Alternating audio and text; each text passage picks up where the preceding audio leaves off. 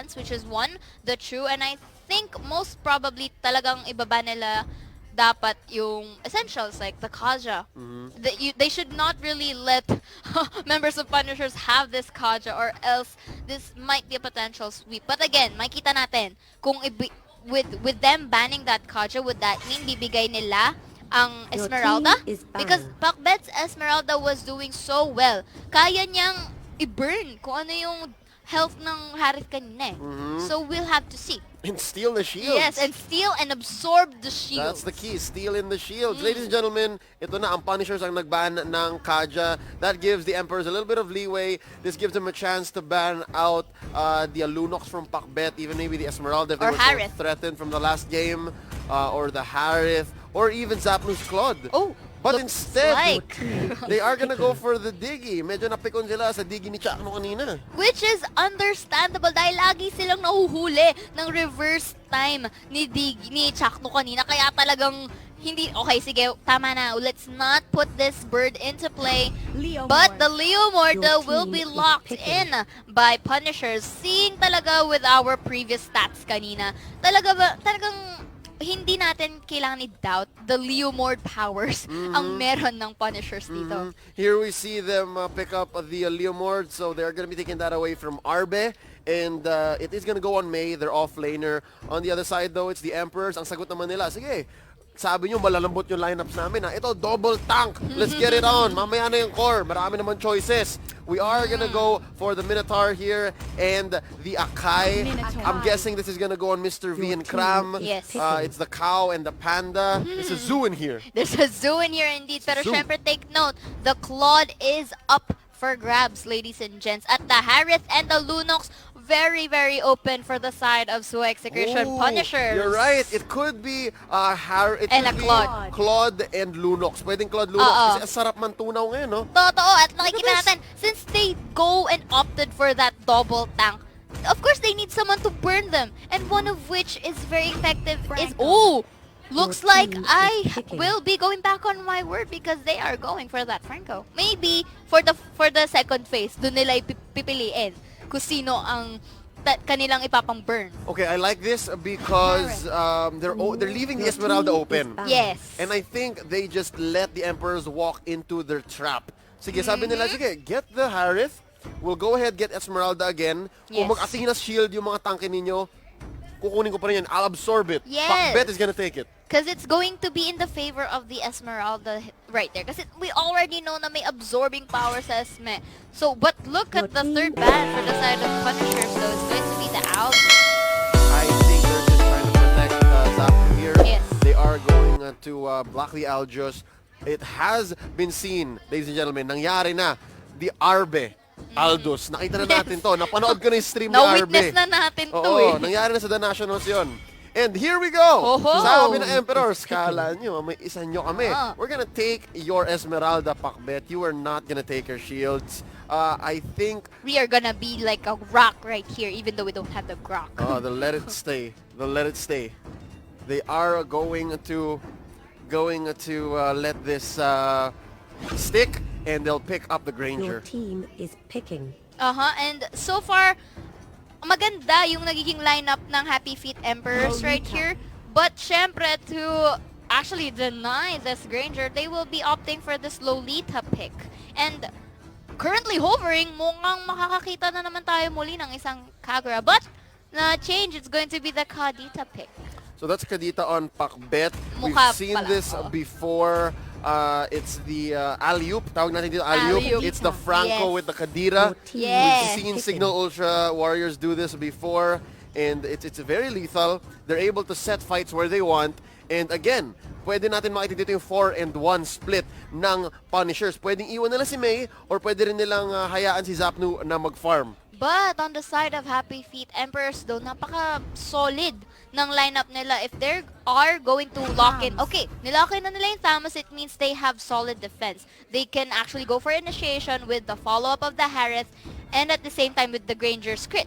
So, maganda rin ang pinapakitang lineup ng Happy Feet Emperors dito. Fundamental and they actually stuck to the meta this time.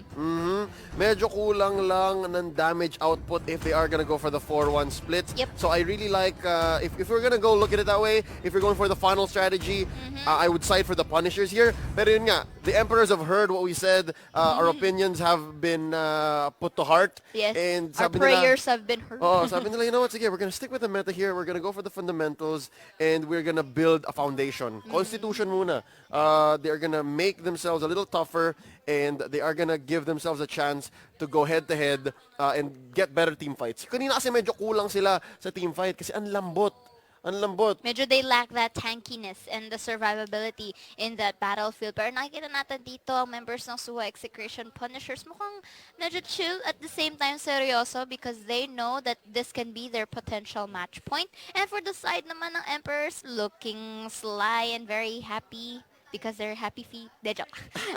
Anyway, because, ayun nga, ladies and gents, with no further ado, we are already in our game number 2 between Suha Execution Punishers and Happy Feet Emperors. Pakilala natin ngayon ng mga Punishers. Ladies and gentlemen, it's May on the Leomord. It's Zapnu on his trademark Claude. Si Dia ng ating Franco. Chaknu on that Lolita and Pakbet as our Kadira. For Happy Feet Emperors, we have MB going for that Granger, Mr. V as the Akai, Tan again with the Harith Cram, once more with the Minotaur, and finally Arbe for that Tom.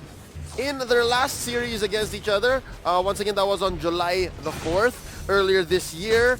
Parang 2 weeks lang yata yun. 2 weeks ago? Yeah, we saw that in Game 1, it was the same. They were trading. It was a haymaker swing for the Punishers. Nanalo sila around that same time. But in Game 2, they finished in 9 minutes. Yes. They finished in 9 minutes, so let's see if history will repeat itself. Looks like we have an early invade here, ladies and gents. Arbe with a low break of health. May will be trying to chase him off, but nakaligtas to safety ang ating Thomas right there. But on the top side, daw mukhang tamang pokey-pokes here and there, and we will see.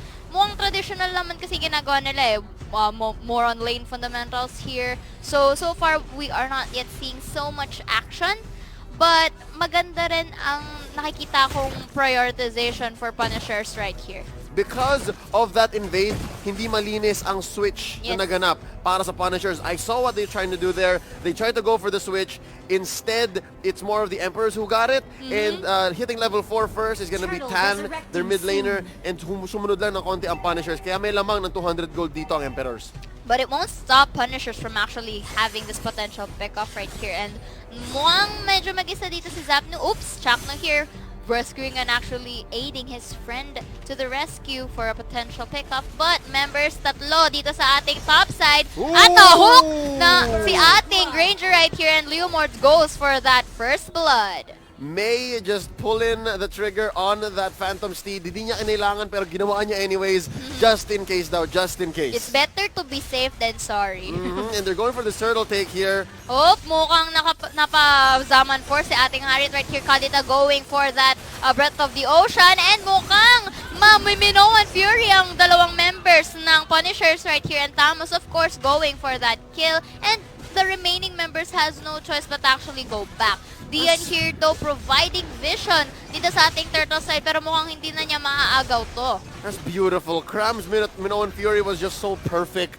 Ang galing na baliktad niya. I was gonna say, look at the damage coming from Pakbet. There was so much AoE from the Breath of the Ocean, pero nabaliktad nung nag-Minoan Fury si Cram, and that led the Emperors to win that trade and to take that turtle for free. Yes. And mukhang medyo may pressure dun sa may top side natin, ladies and gents, because the Leomord is alone here.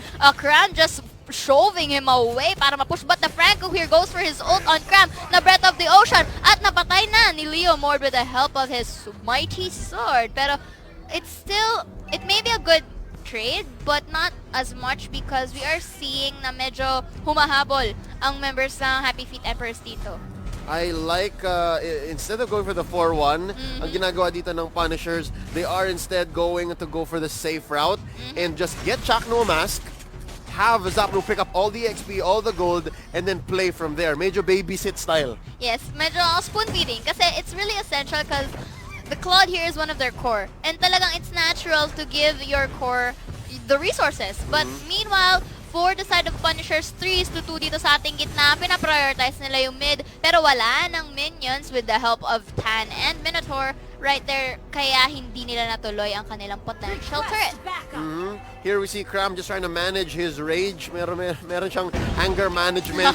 Quick fight Ooh, though! with the Breath of the Ocean right here, Kaneda goes for the kill with that Minotaur, but the Chrono Dash will be held for Tan, and they have to back away because Chakno is low on health. Pero sa side naman ng Happy Feet Emperors, mukhang stealth mode naman sila dito sa ating top side, pushing this one like there's no tomorrow, but May here go for Barbiel, at ayan na nga, potentially picking off both of them. Pero hindi ata gagana dahil na-corner siya ng Hurricane Dance. Nasira pero nakapag-double kill si Maidon with his gravity critical hit. Ooh, ang ganda! Na-pin down siya Resurrect. into the turret, but instead he goes for the double kill. And ladies and gentlemen, SXP is making the Punishers, the Emperors pay. Sila pala yung blue side dito. Yes. He almost got it. Instead, Tan bites the dust. Muntik na pero nakatakas ang few members ng Emperors, yung ating Tams. That was a beautiful iron hook by Dian kanina, and with the follow-up of Kadita's Breath of the Ocean, talagang na-pick up siya eh. Talagang naburato siya sa mapa. Pero with that being said, syempre, hindi sila aalis ng walang turtle. At yun na nga ang ginawa ng Punishers dito to actually add more map control, and look at the net worth, medyo 3K na ang kanilang gap. The Emperors have pushed top pala. They put so much pressure on top. Medyo nag-overstay kasi sila doon.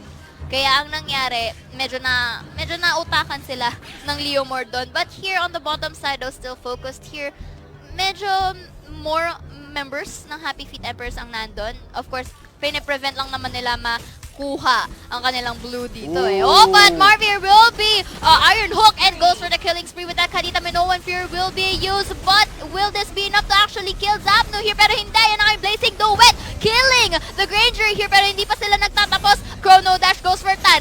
Hindi pa rin nasapat dahil napatay ni Kadita itong si Cram, pero hindi tapos. Chakno here running for his life, pero si Harit napatay niya, pero May and Zapno to the rescue to avenge your friend. Halika na dito sa akin at papatayin na kita dito with the Chrono Dash running for his life. But the Kadita doon, medyo nahiwalay na, unstoppable niya at pinatay ang members ng Happy Feet Emperors. Nag-iisa na lang si Mr. V dito, at nang dahil dyan, ladies and gents, nakikita natin offlane si Claude, magpupush na sa bot, and more resources ups for grabs sa Punishers. It was really good. I think tamang ginawa ng Punishers. Tinago muna nila yung Blazing Duet. After a good Art of Thievery, they were able to pull the trigger and clean up right there. Mr. V getting picked off. Kawawa naman siya doon. Nandun si Cram, but there's nothing they could have done there. There's not much they could have done. Their damage is coming from base. Their damage is in mid.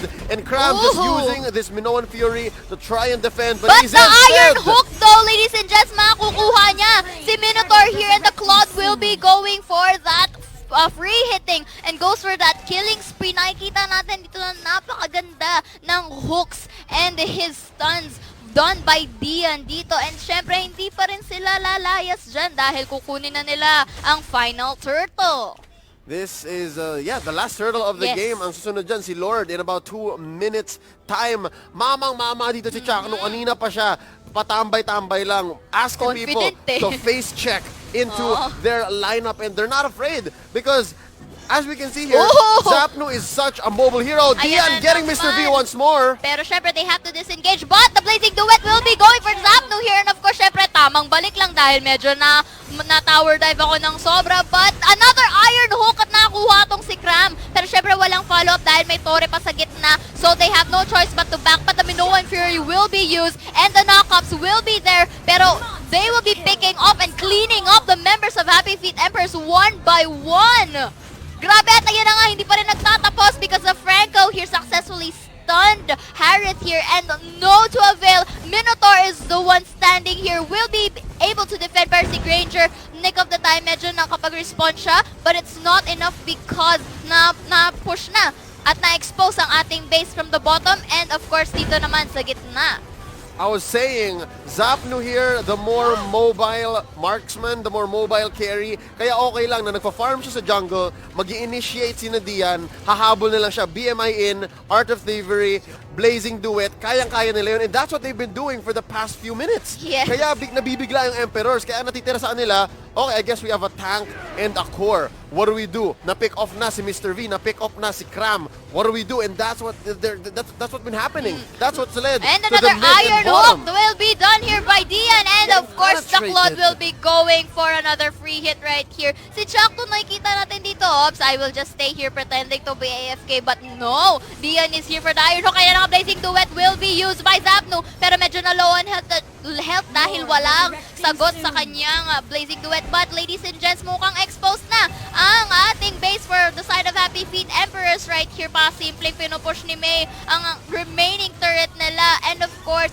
sinushove ang natitira nilang minions. But look, medyo kumpul-kumpulan na sila dito. Zaman Force will be used at tinulak ni Mr. V papunta sa base ang members si Lolita. Pero the Leomord here hindi pa rin nagpapatumpik because they are just picking him up and cleaning him up. Look at the Kadita, look at the waves, and ladies and gentlemen, the sweep goes to Suha Execration Punisher. History repeats it.